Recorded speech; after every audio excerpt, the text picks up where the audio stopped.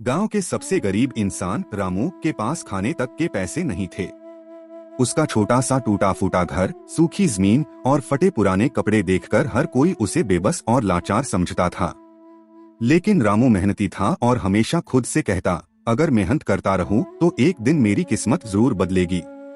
एक दिन जब रामू गांव के पुराने पीपल के पेड़ के पास बैठा था तो उसकी नजर जमीन में कुछ चमकते हुए पड़ी। उसने पास जाकर देखा तो वहां एक अजीब सा बीज पड़ा था।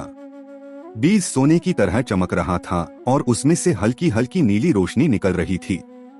रामू ने सोचा, कहीं से भी आया हो, मैं इसे अपने खेत में बोऊंगा, शायद यह मुझे कुछ अच्छा दे सके। उसने अपने सूखे खेत में एक छोटा सा गड्ढा खोदा और उस बीज को बड़ी सावधानी से मिट्टी में डाल दिया। फिर उसने उस पर पानी डालना शुरू किया, लेकिन जैसे ही पानी पड़ा, अचानक धरती हल्के हल्के हिलने लगी।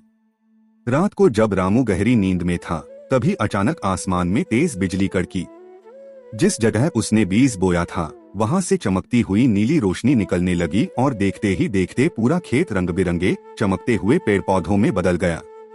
सुबह जब रामू जागा और खेत की तरफ गया तो वह आश्चर्य से अपनी आंखें मलने लगा। उसका सूखा खेत एक जादुई बगीचे में बदल चुका था। वहां सोने के फल लगे थे, चांदी के फूल हवा में खुशबू बिखेर रहे थे और सबसे अनोखी बात, रंग बिरंगे पक्षी इंसानों की तरह बातें कर रहे थे। रामू का जादुई बगीचा अब पूरे गांव में चर्चा का विषय बन चुका था। जब गांव के लालची जमींदार और अमीर लोग को इस बारे में पता चला तो उन्होंने सोचा, अगर यह बगीचा हमारा हो जाए तो हम सबसे अमीर बन सकते हैं।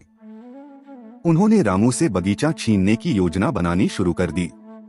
एक रात जमींदार और उसके गुंडे चोरी छिपे बगीचे में घुस आए।